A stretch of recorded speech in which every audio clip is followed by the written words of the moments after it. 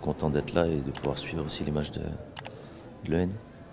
Justement, Karim, sur le premier match, on a toujours trouvé des difficultés. Le premier match, sur 20 matchs d'ouverture, l'Algérie a seulement gagné 5 matchs. Les autres 15 matchs, on a fait un match nul et une défaite. Justement, par rapport à votre expérience, Flekan, quelle est la difficulté les premiers matchs à dire? Peut-être qu'il y a une forme de pression, peut-être qu'il y a beaucoup d'attentes, peut-être que les équipes en face aussi, ils défendent, ils cherchent à ne pas perdre. Donc faut pas oublier qu'aujourd'hui, quand une équipe elle joue l'Algérie, c'est l'équipe à battre, quoi, comme le Sénégal, enfin tous ceux qui ont ce statut de favori. Justement, sur le premier match contre l'Angola, peut-être il y avait l'aspect psychologique parce qu'on a sorti le premier tour Mlakanta à Douala, Mlakanta à Cameroun. On a fait une belle première mi-temps. Après, deuxième mi-temps, on a reculé, on a fait un peu de relâchement. Comment vous expliquez autant qu'ancien joueur cet relâchement deuxième mi-temps, un peu catastrophique? Après, là, en fait, avec ce qu'ils nous ont montré en première mi-temps, on s'attendait à vraiment, parce que c'était une belle première mi-temps. C'est sûr qu'en deuxième mi-temps, après, je pense qu'il y a eu un petit coup de mou physique aussi. Faut pas oublier que tu as plusieurs joueurs qui sont arrivés en stage avec l'équipe nationale qui n'étaient pas à 100% encore physiquement. Donc, je pense qu'ils ont fait une préparation pour monter en puissance dans la compétition, Inch'Allah. Justement, le match nul, il ne va pas s'influencer ou à l'équipe, surtout, c'est pas un drame. Nous, en Algérie, Karim, juste après un match nul, on fait des plateaux, on fait des critiques à partout, on tire sur tout. Justement, comment on doit gérer ce match nul ou ce tournoi?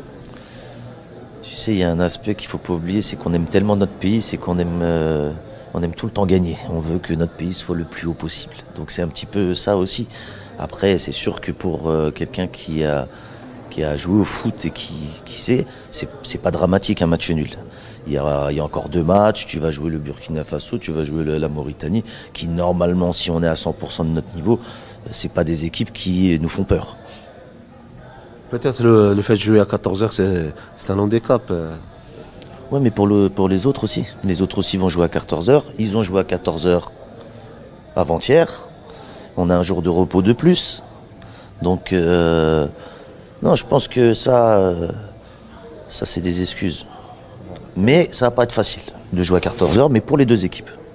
Ouais, on sort que Karim, je suis à ce tournoi, à l'équipe nationale, mais il y a aussi un côté, tu as la Coupe d'Afrique au mois de janvier, il y a des joueurs qui remontent le contrat, il y a les joueurs qui...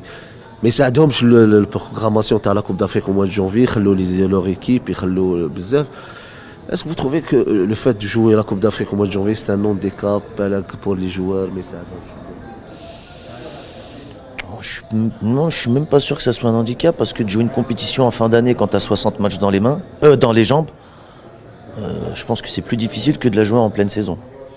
Après, il y a certains endroits d'Afrique, si tu fais une Coupe d'Afrique au mois de juin-juillet, tu vas faire comment pour jouer à 14h? Donc, non, moi regardez, il y a la Coupe d'Asie aussi en ce moment, donc c'est pareil. Non, il y a des dates, et puis c'est comme ça, c'est dans la culture africaine, et puis on fait avec. Même Karim, vous avez joué en Europe. Les clubs européens, ils font des mains et des pieds pour empêcher les joueurs africains ou les joueurs d'Algérie باش يجوا la Coupe d'Afrique, c'est clair, mais Après, faut pas oublier que chacun il veut le bien pour son club et pour son équipe. Donc le sélectionneur lui veut ses joueurs pour lui, et puis l'entraîneur du club lui veut ses joueurs pour lui aussi. Donc on va dire que c'est un petit peu une mini, je sais pas comment dire ça, mais c'est un petit peu légitime que chacun veut le mieux pour son bien-être. Justement, Hadif Tahna Ubraj, Karim, c'est le moment on fait la formation à notre niveau des clubs en Algérie, puisque c'est vrai, à votre génération, quand on joue l'Algérie, des intérêts, la négociation, le club de choix de cœur, c'est clair. Mais on a raté beaucoup de joueurs, des joueurs, ils ont retardé pour choisir l'Algérie. Est-ce que vous voyez que c'est le moment باش نبدلوا la stratégie ou bien de football algérien كريم. Moi, je pense que c'est primordial qu'il y ait des centres de formation partout dans chaque club professionnel en Algérie, dans chaque région. Au moins, c'est primordial pour le futur, si tu veux avoir le choix de joueurs et de ne pas dépendre que de joueurs qui soient formés à l'étranger. Donc pour moi, c'est primordial. Justement, quand tu as une expérience صغيره في la GSK في الجيري ما كاينش بزاف لي كلوب اللي عندهم دي سونتر فورماسيون كريم ولا دي اكاديمي en Algérie justement. Bah, pour l'instant, de ce que je sais, après peut-être je me trompe, il n'y a que le Paradou qui a une académie ou un centre de formation en fait. Les restes des clubs professionnels, il y a peut-être, je crois, j'ai entendu dire que le Mouloudia va ouvrir une. Prochainement. Voilà, prochainement, l'US. Voilà, mais pour l'instant, il n'y a que le Paradou qui a fait ça. Et on a vu les résultats.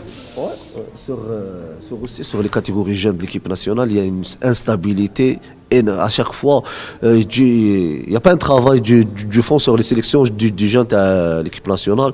Est-ce que vous avez essayé le moment de faire une stratégie aussi sur les jeunes, hein, puisqu'il y a un problème. Les jeunes sont les dates FIFA, mais ils n'ont pas des dates FIFA pour les clubs européens.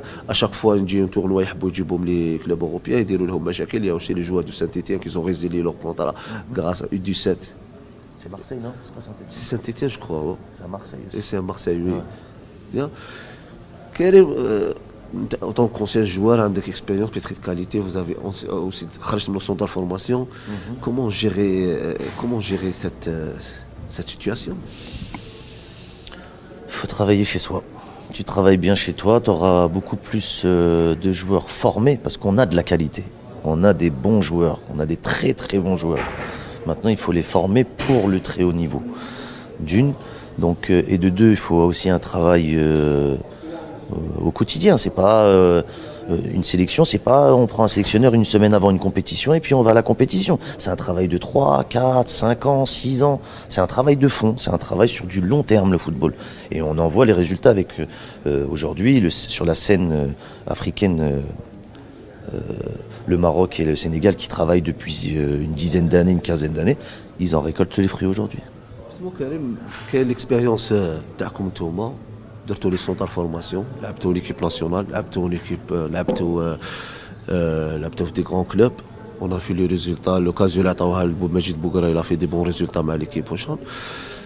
علاش on fait pas d'appel pour Karim Ziani pour Matmour pour des sélections déjà justement Karim. Vous pouvez تقدروا تعاونوا, je sais que تقدروا تعاونوا. Après, vous savez, ça c'est pas à moi qu'il faut poser la question. Hein.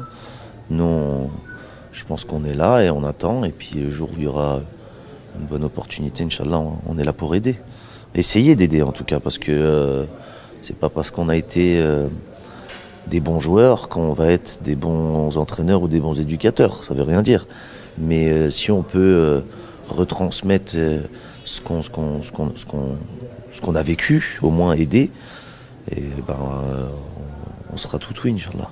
Inch'Allah, Karim, justement, les joueurs formés en Algérie, il y a une facilité de jouer les Coupes d'Afrique ici en Afrique, plus que les joueurs formés en Europe. On a des exemples, par exemple, quand on prend Youssef avec Riyad Mahrez, Youssef, les Coupes d'Afrique, il compte bien. Est-ce que vous voyez que العمل ولا الخدمه هذه au sein des clubs au sein de centres de formation algériens راح تكون عندها avec des bons entraîneurs c'est clair تكون عندها بالك في l'avenir تكون عندها بالك des résultats. C'est pour ça que moi je suis sûr. Moi je suis sûr qu'avec le travail tu as toujours des résultats. Ça peut prendre 3, il y en a 5 ans, il y en a 7 ans, 8 ans, mais le travail il paye toujours. Et on le voit avec soit les clubs ou soit les autres nations. C'est eux le meilleur exemple et on voit que tous ceux qui ont bien travaillé, qui investissent dans la jeunesse, et ben vous voyez maintenant les résultats de leurs équipes. Pour finir, vous avez suivi le match mauritanien avec le coach Jamal Belmadi. Je ne vais pas parler à Tartopi, vous êtes collègues depuis longtemps. Mais comment vous avez trouvé le moral, l'état d'esprit, quand même le coach, les deux capitaines? Franchement, ça va. On a discuté de tout et de rien. Comme c'était mon capitaine quand on était en 2003 en Tunisie. Et puis pendant un moment aussi.